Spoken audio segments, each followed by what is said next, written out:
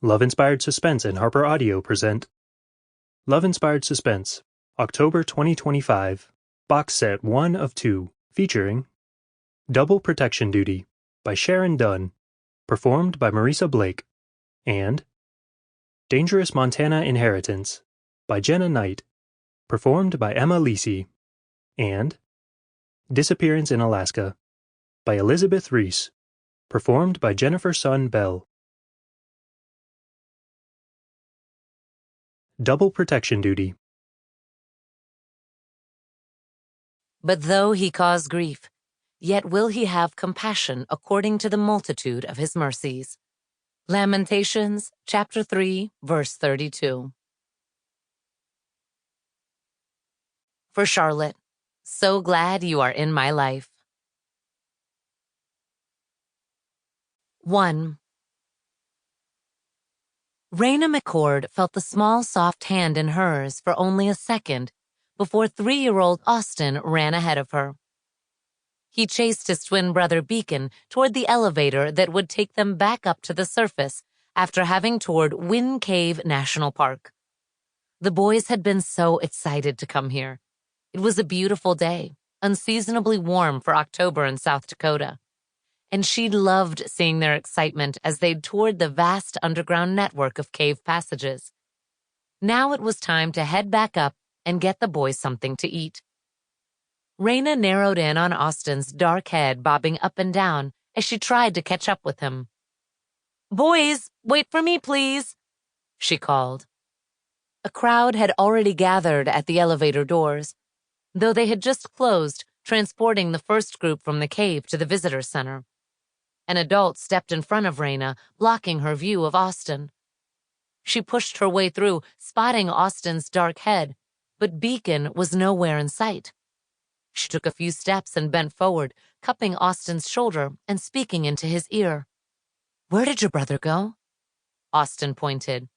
"He got on the elevator." Raina's heart beat a little faster as she stared at the closed door. Being separated from the boy who'd been her charge for the last 9 months made her anxious. Ever since their widowed father, her best friend, Kenyon Graves, had been presumed dead, she'd been the twins' legal guardian.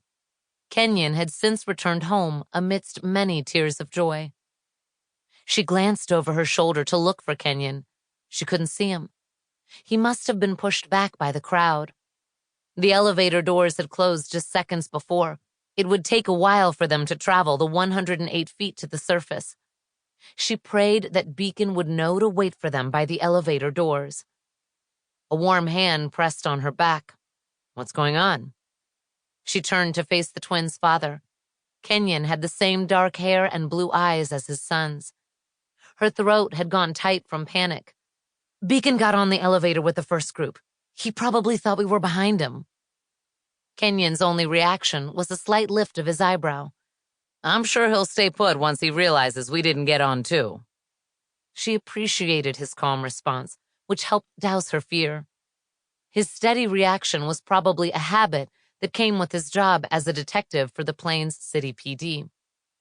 Only she could pick up on the slight waver in his voice that suggested he was more worried than he let on. Being able to read Kenyon came from years of them having been friends.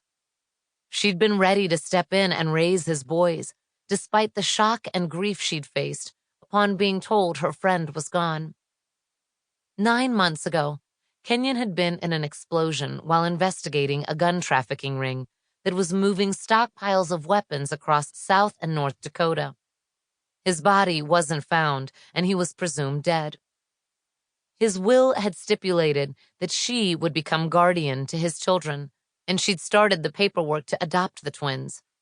Over a month ago, Kenyon had surfaced, only with no memory of what had happened or who he was. Work with a memory specialist had rehabilitated him to a degree from the trauma-induced amnesia. He continued to have blank spots in his memory that she tried to help fill in, and he was still readjusting to the life he had before the explosion. She tried to remain calm. "He'll probably ask a ranger for help once he gets out of the elevator." Beacon was a smart kid, but the boys were just shy of 4 years old. So young. Sample complete. Ready to continue?